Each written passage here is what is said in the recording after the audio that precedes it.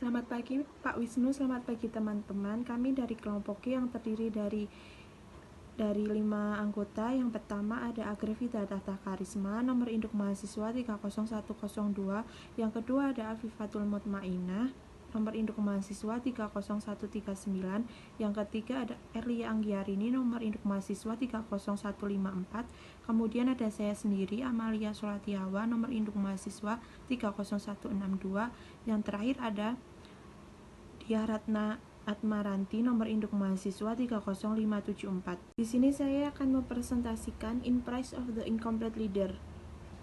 Dalam sebuah organisasi tentunya ingin memiliki kepemimpinan yang sempurna sehingga dapat memimpin organisasinya, mampu bersaing dengan pesaingnya, dan dapat mencapai tujuan organisasi. Oleh karena itu, untuk menjadi seorang eksekutif terbaik maka dibutuhkan 4 kemampuan. Yang pertama, sense making, memahami konteks di mana perusahaan dan orang-orangnya beroperasi. Yang kedua, ada relating, membangun hubungan di dalam dan di lintas organisasi. Yang ketiga, ada inventing, mengembangkan cara baru untuk mencapai visi. Dan yang terakhir, visioning, menciptakan gambaran dan masa depan yang menarik. Selain 4 kemampuan di atas, seorang eksekutif juga mampu menyeimbangkan 4 kemampuan tersebut untuk dapat memimpin organisasinya dengan baik. Ini ada 5 poin-poin. Yang pertama, sense making, yaitu memahami bentuk konteks di mana perusahaan dan orang-orangnya beroperasi. Yang kedua, relating, yaitu membangun hubungan di dalam dan di lintas organisasi. Yang ketiga, ada balancing the four capabilities, yaitu menyeimbangkan 4 kemampuan. Yang keempat ada visioning, yaitu menciptakan gambaran masa depan yang menarik. Yang terakhir ada inventing, yaitu mengembangkan cara baru untuk mencapai visi. Saya di sini akan menjelaskan poin pertama, yaitu sense making, yaitu proses seseorang memberikan makna pengalaman kolektif mereka. Kunci bagi para pemimpin adalah menentukan peta apa yang berguna berdasarkan tujuan khusus mereka, dan kemudian menggambar peta yang secara memadai mewakili situasi yang dihadapi organisasi pada saat itu. Para eksekutif yang kuat dalam kapabilitas itu mengetahui bagaimana menangkap kompleksitas lingkungan mereka dengan cepat dan menjelaskan kepada orang lain dalam istilah sederhana. Mempelajari organisasi adalah mempelajari perilaku perorganisasian, sedangkan inti dari perilaku tersebut adalah komunikasi. Untuk mengetahui apa yang telah terjadi dalam organisasi, karena hal tersebut cukup penting untuk memeriksa interaksi perilaku di antara anggota organisasi. Pemimpin harus memiliki keberanian untuk menyajikan peta yang menyoroti fitur-fitur yang mereka yakini kritis, meskipun peta mereka tidak sesuai dengan perspektif dominan. Beberapa hal yang terlibat dari pendekatan indera. Yang pertama, data dari sumber, pelanggan, pemasok, karyawan, pesaing, departemen lain, dan investor. Yang kedua, melibatkan orang lain dalam pembuatan indera, ungkapan yang sedang dilihat, dan tanyakan kepada orang-orang yang memiliki perspektif berbeda. Yang ketiga, menggunakan pengamatan awal untuk membentuk eksperimen kecil untuk menguji kesimpulan yang telah dibuat. Kemudian, cara baru untuk mengartikulasikan alternatif dan cara yang lebih baik untuk memahami pilihan. Yang keempat, jangan hanya menerapkan kerangka yang ada, tetapi terbuka untuk hal yang kemungkinan baru. Cobalah untuk tidak mendeskripsikan dunia dengan cara stereotip seperti orang baik dan orang jahat, korban dan penindas, atau pemasar dan insinyur. Selamat pagi Pak Wisnu, selamat pagi teman-teman. Di sini saya Dia Ratna Atmaranti akan melanjutkan presentasi dari teman saya. Yang kedua ada relating, yaitu kesinambungan interaksi antara dua orang atau lebih yang memudahkan proses pengenalan antara satu dengan yang lainnya. Pentingnya membangun sebuah hubungan dalam organisasi dapat memudahkan organisasi tersebut untuk mencapai tujuannya dan mampu bersaing dengan para pesaingnya. Hal ini ditunjukkan dengan banyaknya para eksekutif yang mereka mengalami kesulitan untuk membangun hubungan yang baik dalam organisasinya, sehingga mereka berusaha menumbuhkan kepercayaan dan optimisme, namun seringkali menimbulkan konflik. Semakin berkembangnya dunia bisnis saat ini, maka kemampuan untuk membangun hubungan yang saling percaya merupakan persyaratan dari kepemimpinan yang efektif. Terdapat 3 cara utama untuk melakukan hal ini, yaitu dengan bertanya, menganjurkan, dan berhubungan. Orang dengan keterampilan berhubungan yang kuat biasanya adalah mereka yang telah menemukan keseimbangan yang seimbang antara bertanya dan mengadvokasi. Mereka secara aktif mencoba untuk memahami pandangan orang lain, tetapi mampu membela pandangan mereka sendiri. Adapun untuk dapat membangun hubungan yang baik dalam sebuah organisasi dapat dilakukan dengan cara sebagai berikut. Yang pertama, meluangkan waktu untuk mencoba memahami perspektif orang lain, mendengarkan dengan pikiran terbuka dan tanpa penilaian. Yang kedua, mendorong orang lain untuk berpendapat. Yang ketiga, sebelum mengungkapkan ide-idenya, mencoba mengantisipasi bagaimana orang lain akan bereaksi terhadap ide tersebut dan cara terbaik untuk menjelaskannya. Yang keempat, saat mengekspresikan berbagai ide, berikan penjelasan mengenai proses penalaran agar mereka menjadi mudah memahami apa yang kita sampaikan. Dan yang terakhir ataupun yang kelima, yaitu menciptakan nilai kekuatan koneksi pemimpin saat ini. Presentasi selanjutnya akan dilanjutkan oleh teman saya. Sekian, terima kasih. Selamat pagi Pak Wisnu dan selamat pagi teman-teman. Perkenalkan, saya Agrifida Tahta Karisma, NIM 30102. Di sini saya akan melanjutkan presentasi dari teman saya. Poin selanjutnya adalah inventing. Inventing bisa diartikan menciptakan cara baru untuk mendekati tugas atau mengatasi masalah yang tampaknya tidak dapat diatasi untuk mengubah visi menjadi kenyataan.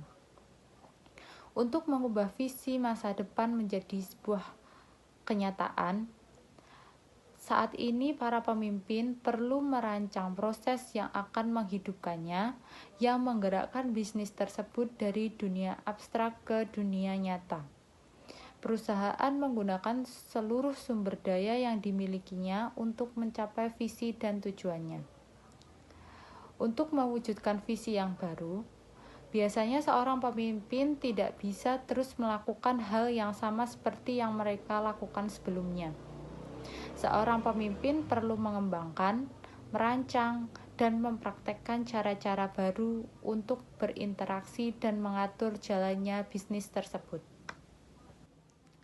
Slide selanjutnya ada 4 poin. Mengembangkan daya cipta dapat dilakukan dengan cara yang pertama, jangan berasumsi bahwa yang selama ini dilakukan adalah cara terbaik untuk melakukannya. Jadi seorang pemimpin jangan cepat berpuas diri, terus melakukan inovasi untuk memunculkan cara-cara dan ide yang kreatif dan inovatif. Poin yang kedua ada saat tugas baru atau upaya perubahan baru muncul, doronglah dengan cara-cara kreatif untuk menyelesaikannya.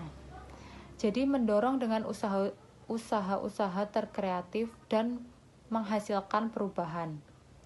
Poin yang ketiga ada bereksperimenlah dengan berbagai cara mengatur pekerjaan. Temukan metode alternatif untuk mengelompokkan dan menghubungkan orang.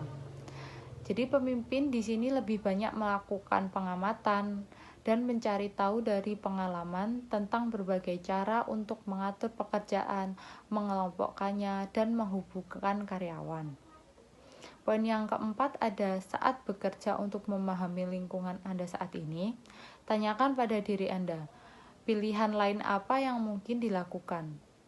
Jadi seringlah melakukan hal-hal yang baru, carilah banyak alternatif dari berbagai cara, dan itu dapat membuat kita lebih kreatif dalam memahami lingkungan dan masalah apa yang terjadi.